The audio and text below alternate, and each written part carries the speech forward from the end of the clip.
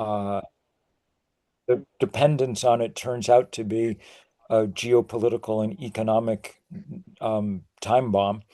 And since that bomb's gone off twice now in this decade, first with the invasion of Ukraine and second with the invasion of Iran, I think people are wising up, and we're going to see uh, continued acceleration of what was already a big clean energy surge. Now, in this country, of course, uh, um, that waits on change at the federal level because we made the mistake of electing a weirdo uh, president of the United States, and one of the manifestations of his weirdness is his allergy to renewable energy, which is rooted in large part, of course, in the financial dealings of the fossil fuel industry and their support for them. But I think it goes deeper than that. I'm afraid at this point it's pretty clear that there are that his profound um, uh, sort of personality reasons around renewable energy, literally just thinking of it as not manly and hard and controllable in the way that fossil energy is. And in a sense, he's correct. He's intuited the fact that it's a deeply liberating force, renewable energy, that will eventually erode the control and power of oligarchs in lots of places. One of the reasons it's such a blessing if we can get it. Um, um, I don't think that it's realistic to think about big federal policy in this country uh, before before the end of his term. But I do think that by the time it's over, there may be a lot of converging forces that get us pretty quickly back on an effort to do something that looks, if not exactly like the IRA, a little like it. The two things that'll be very clear by the end of his term in office are that we have fallen endlessly behind the Chinese in technological and economic terms, and B, that ironically, it will now be even cheaper to make the transition to clean energy because the price just keeps falling and falling and falling. And so those forces will eventually converge. So in the meantime, the climate movement, I think, needs to be doing a few things. And one of them is working really hard at the state and local level. That's what we're doing at Third Act. And we're concentrating, for the moment anyway, on things that don't run up big price tags for state governments because there isn't the appetite to spend big money at state level. Instead, the changes that make it much easier for and cheaper for people to do what they can around renewable energy. This doesn't solve any problems and it doesn't get us going as fast as we could, but it's much better than nothing. And it's really interesting and powerful work. Some of you joined us at Sunday last September. Um, and in the wake of that, we now have legislation in 28 state legislatures to permit plug-in or balcony solar. We just won the fight in Virginia last week. I think we'll win three or four more of those this spring. And that'll be enough to really establish a nationwide market. Um, and I think it'll become a irresistible, new thing. Uh, Slightly harder, but also going pretty well is the work in a lot of places to ease permitting requirements with this solar app Yeah, plus thing. I guess Um, so. and that's been That's now again in a bunch of state legislatures. In Virginia again just did it, and there'll be several more again, I think. Um, the rooftop stuff is a little harder uh, uh, because we have such a warren of, we have 15,000 jurisdictions in this country that administer this stuff instead of the essentially national standard that exists almost everywhere else in the world. But the goal is essentially just to make solar power not much more difficult to purchase and install than a refrigerator, which is the case pretty much everywhere else in the world.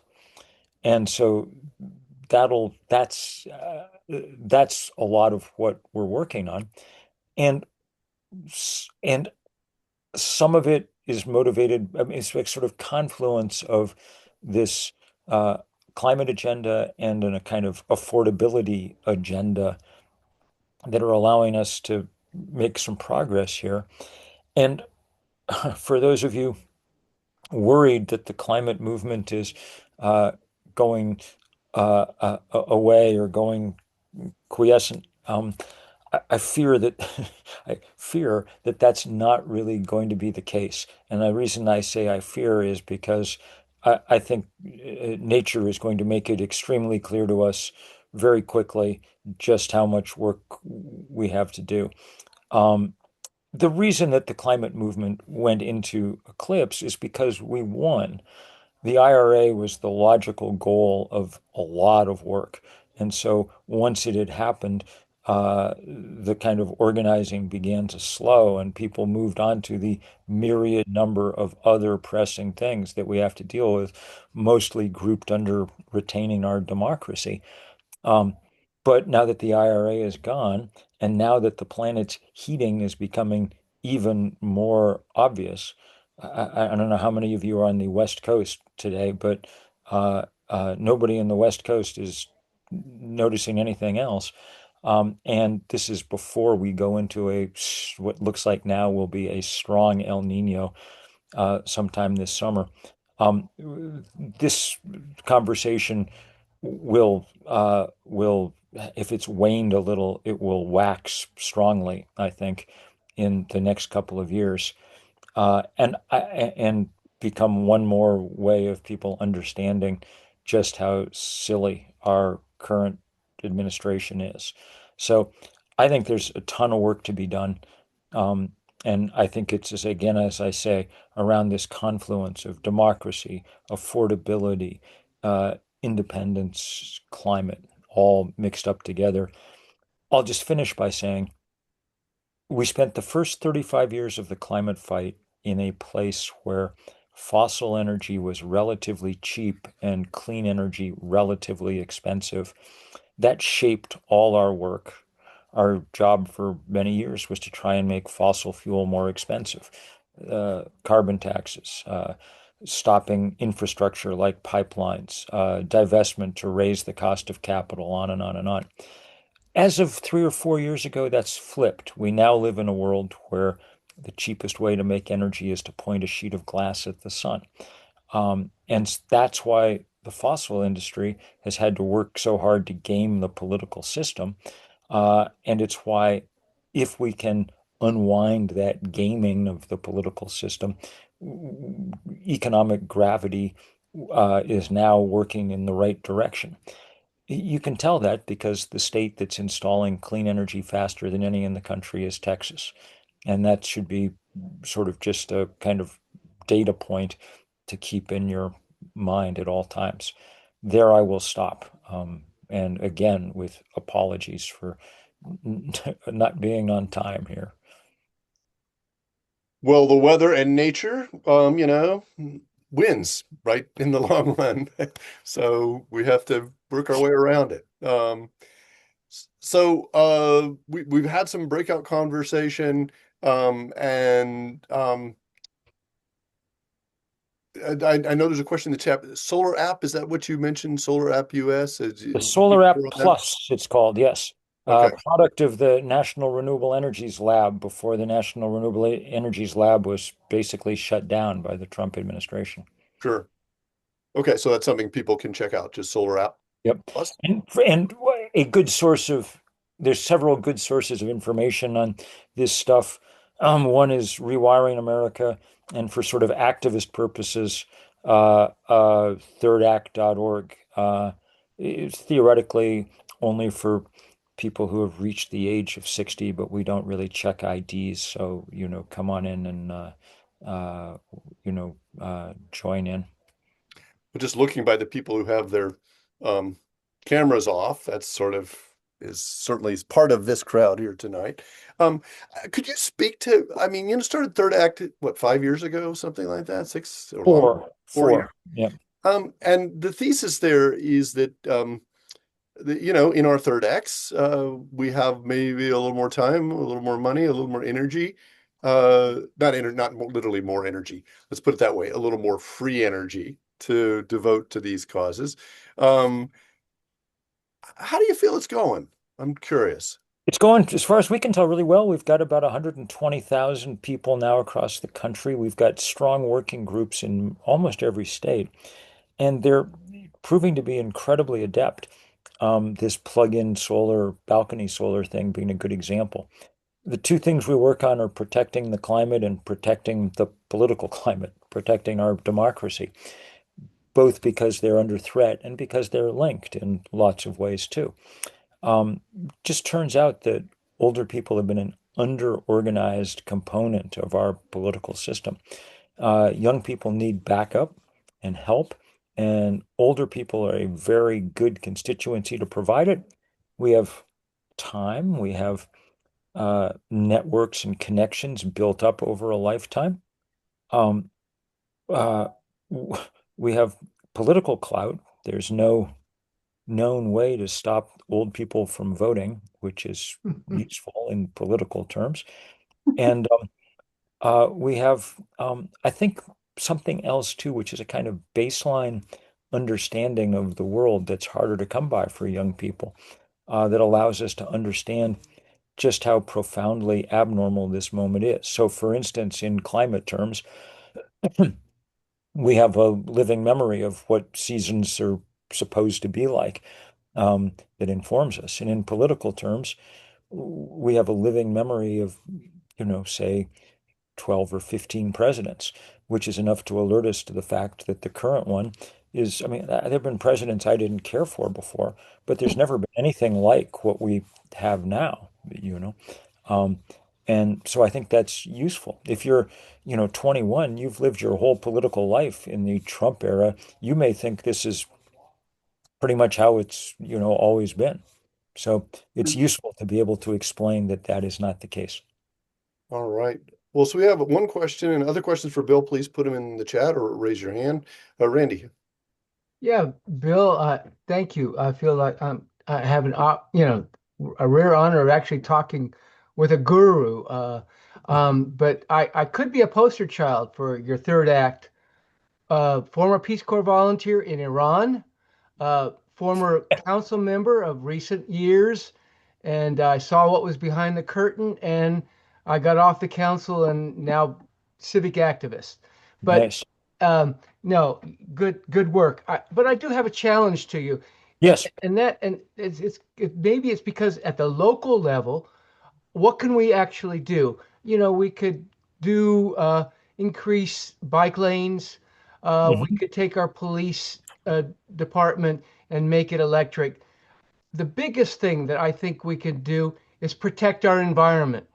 Protecting, that's what we can do locally, and it can have the biggest impact there. And for me, that has meant focusing on stormwater and green infrastructure. So that's maybe a challenge, an add-on to what you're talking about, technological solutions in terms of energy. But if we're talking about a shift from the federal to the local, I think that we have the greatest leverage in terms of protecting our environment. Well, I'm a long time conservationist, and I'm glad you're doing that work. I do think that the most important job in the world right now is the rapid conversion of our energy system from fossil energy to sun, wind, batteries. Um, and I think it's entirely achievable. It's much easier to do at a federal level, but there are things that are really useful to do on a state level too. And many of our states, remember, are big enough to be hugely important. California is the fourth largest economy in the world. Texas is the eighth largest economy in the world. New York is the 10th or 11th largest economy in the world. Um, so doing the work to change those places is crucially important and entirely doable. One of the things that I've rediscovered at Third Act is that having 500 people in a working together in a state is enough to be a true force in state politics because very few people pay any attention to them except lobbyists. Um, and so you can get a huge amount done. So that's for the moment the best pressure point I think that we have, um, cities and states. And these are places where we can get a lot of work done. 65 or 70% of the economy of the United States exists in places that voted blue in the last election. Um, you know, we should be utilizing that to be making change. How to counter the narrative that we need new nukes on the grid to provide the baseload power for data centers and AI. Young people in particular seem enamored with the technology and don't know the history. From Kathleen. Well, yeah, I mean, I I don't think it's the main fight to be fighting right now. And I think that because I think about 80% of the plans for new nuclear stuff is going to fall by the wayside of its own weight because it's too expensive. The only way you can do it is with big government subsidies. The federal government in its current hands will provide Mm. some of those, but this is, the most gold-plated power system in the world. There are people who are very enamored of, as you say, of nuclear power. Some of them may be young, and there's also a lot of people of my age or a little older, and they're often physicists and things who grew up engineers and I mean, these are fascinating engineering projects, nuclear power plants, um, and compelling to some people and things. And I get that. So I always try to console them just by reminding them that a solar panel, which is much, much, much cheaper, could be considered just the kind of local connection to the largest nuclear reactor that we know about in our corner of the universe. It is all nuclear power after all. That's it. Um, can we claw back the moral high ground in environmental care? Episcopal churches' realignment on creation care to work as ecoregions organized around shared environmental risks is a hopeful sign. Do you feel like that language is a big part of what needs to carry us forward, stewardship? Yeah, I do, but I think we need to sort of get better at speaking about it and in less abstract ways. I was in Rome in September. The new pope had a bunch of folks over for the 10th anniversary of Laudato Si, Francis's remarkable encyclical on climate change. And the new pope, who is a weirdly normal uh, older American, um, someone who, you would completely recognize if he showed up at your house at Thanksgiving, you would just think your bachelor uncle had dropped in. Um, uh, uh, he made clear he was going to keep going with all of Francis's environmental initiatives. And he said that, sometime this year, the Vatican will flip the switch on the big solar farm they've built outside Rome, at which point Vatican City will become the first fully solar powered nation on the planet. Um, which, when it was my turn to talk, I said, this is fantastic. And it gives us our obvious mantra going forward, energy from heaven, not from hell. And truthfully, I think that kind of language is probably more useful than a lot of stuff about environmental stewardship and, so on and so forth. The people who are going to be won by those messages have been won by now, and it's time to be a little more aggressive. It's really worth going back and rereading Francis's encyclical, which is a strong critique of modernity, I must say. Um, if you had told me 20 years ago that the Roman Catholic Church was going to become one of the more progressive institutions in the planet, I don't think I would have agreed with you. But God works in mysterious ways. Do we have any more questions for Bill? We've got him. He tromped over to his neighbor's house through how much snow? Who knows? rare opportunity to ask him a question or two. Uh, have you seen or read any good climate fiction lately besides Ministry for the Future, which everybody loves? Yeah, there is a lot of good, Brian. There's a lot of good emerging climate fiction. And you know what? I should probably do a kind of, I'm blanking on names right at the moment, but it'd probably be a good idea to do a little roundup in this free newsletter that I do at some point before long. Um, uh, if you want to read it, it's called The Crucial Years on Substack. And I think because it's free, it's become the largest newsletter of its kind. So I try to keep it reasonably up to date. And that's a good little project to include. So thank you, Brian, for reminding me of that. I have a question, John Porterfield. Yeah, go ahead, John. I posted up in chat the study by University of Chicago, almost 2 years of lifespan reduced by PM 2.5. You know, that originates with wildfires that are Mhm. driven by climate change, tailpipes, coal. Yep. And the question is, I've not been able to find a single group that informs the public, bringing this to public awareness. And I think most people who are not active with climate change think that it doesn't apply to them. Well, it does, because that's something that impacts everyone's lifespan to one degree or another, or could. That's a very So good point. David Wallace Wells has done a couple of good recent columns in the Times on this. Um, And I mean, it really is important. I'm about to give a TED talk in April for my sins.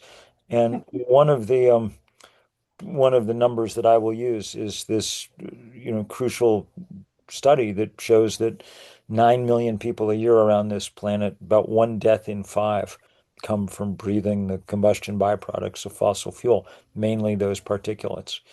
And it's a it's A, that should be enough to move people.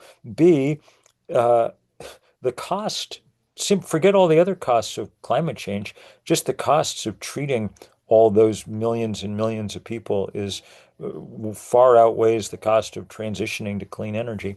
And C, we now really can see how amazing the change can be and how quickly it can come if we do this work. You'll all recall that 10 years ago, the list of dirtiest cities on the planet was almost entirely Chinese, one after another. And those of you who are in Beijing or Shanghai at some point, can remember not being able to see across the street. Um, there are no Chinese cities anymore on the list of dirtiest cities on the planet. Their air has become radically cleaner.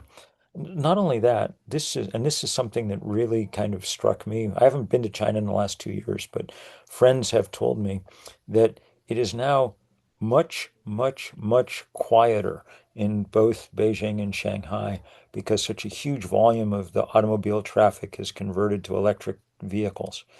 And that's such a striking thing to think about.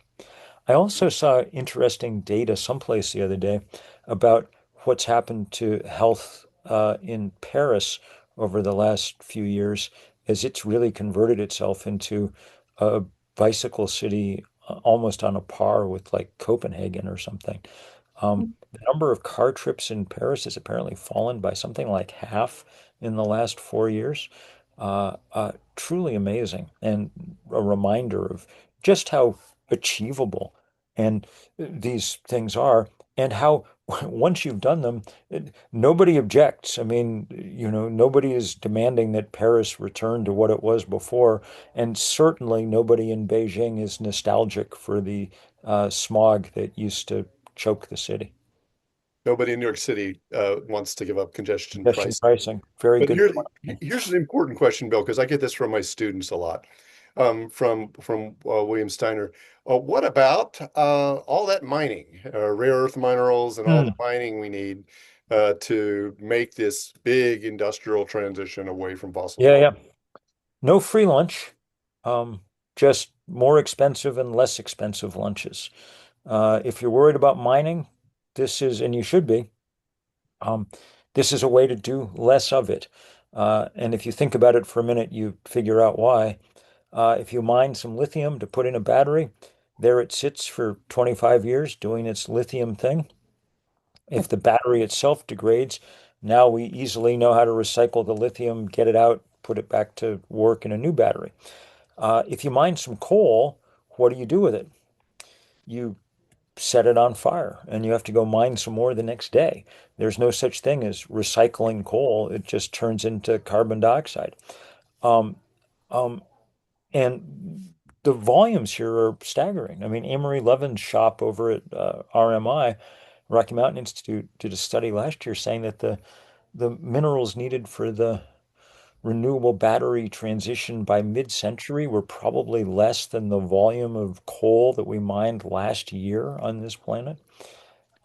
So your point's a good one, and one wishes that we, you know, God or nature had equipped us to absorb uh, solar energy directly and produce, you know, power without any intervening processes. But we do have to figure out how to use selection of, silicon and other materials to make this miracle work. And they come with some price. We should try to make it as little as we can, but it's infinitely smaller than the price we're paying at the moment. I mean, not even in the same, not in the same ballpark, but by orders of magnitude. Sabine, I think you get the last question. We've Well, been on that's for very appropriate since about an hour. no one has done more good work than Sabine over the years. Good to Well, see you, I friend. I cannot come close to you, Bill, but so good to see you. Thank you for being here.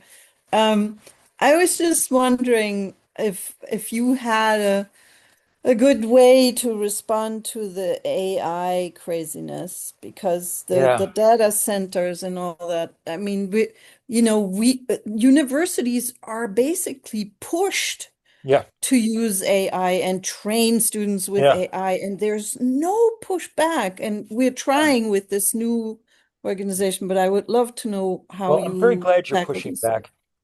I'm very glad you're pushing back, and I don't think it's an impossible task. I think it's abundantly clear at this point that AI is not going to be the game changer that some people were insisting. The It'll have some role, but the level of investment on it is absurd.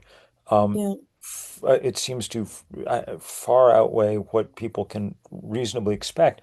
And in return, and one of the results of this um, overheated nature of all of this is that many of the energy kind of demands have gotten um, dramatically overstated.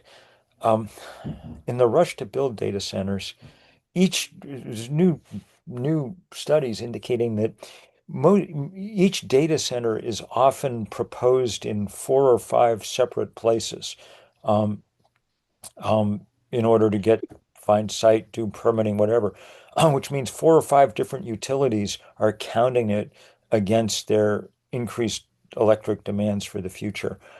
Um, I think that the idea that this is a bubble that may burst, not that the technology will go away, but um, uh, uh, that that it won't be an overwhelming may turn out to be true. Let's hope. Let's also hope that we can, when we do it, use it as a way to get more renewable energy onto the system. The acronym that people are using is Beyonce. Bring your own new clean energy if you want to build a power plant. And there are jurisdictions that are beginning to demand that.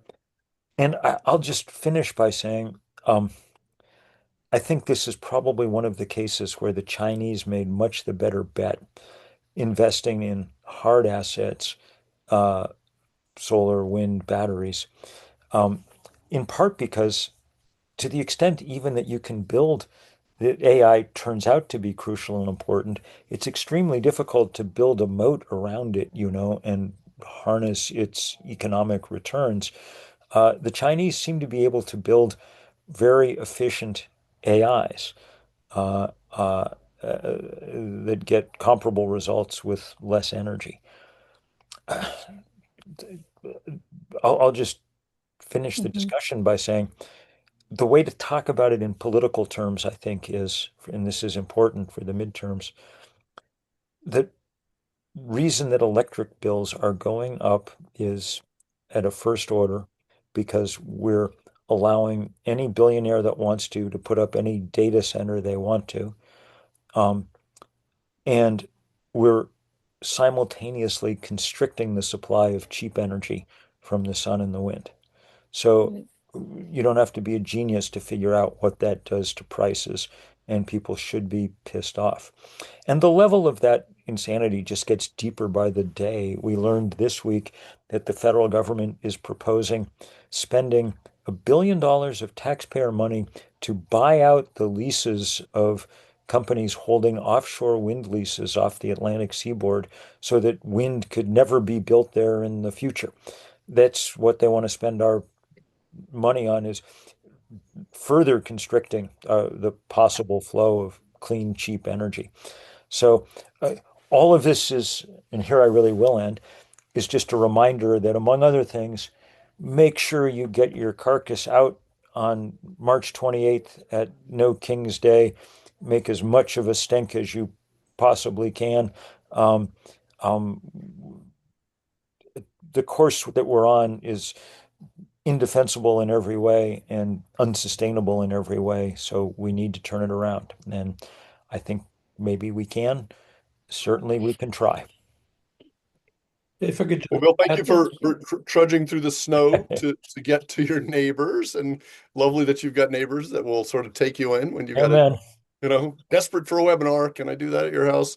Um, and thank you No. for all the good work. And And I think, even thank you again for just decades and decades of great leadership on all of this. It's always a pleasure to get to do stuff with you. So, well, same to David, and Carrie David as has well. left the call, but I was before you came on, I just said, Bill and David and Carrie Ann's work is pretty amazing. Those two people and a couple of graduate students have been mobilizing, hundreds of events around the world, thousands of volunteers, tens of thousands of participants.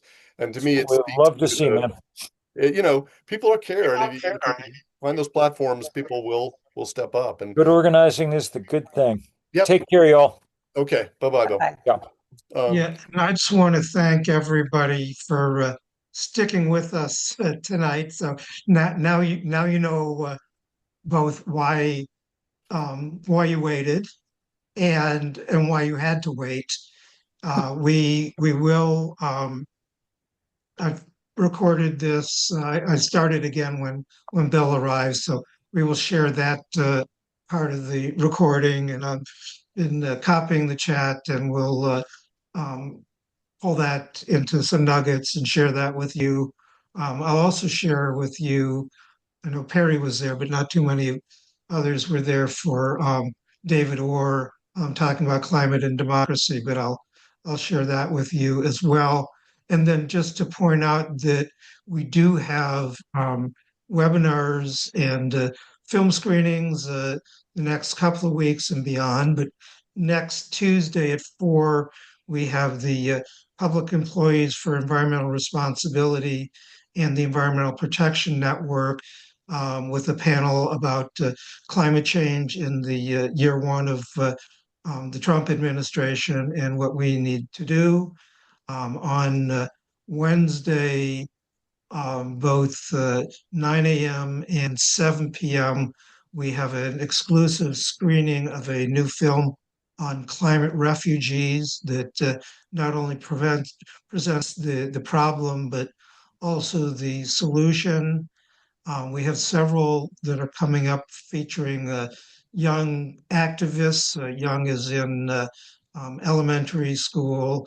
And I should just say, actually, they're not with us right now because it's sleeping time. But we have a whole school district in Pakistan where there are middle school eco officers who are organizing events. And if you look on our website, you'll see that we've got a lot of dots in Pakistan, and that's thanks to these middle schoolers. So I'm inspired. I appreciate you all being with us, and please do sign up your climate events.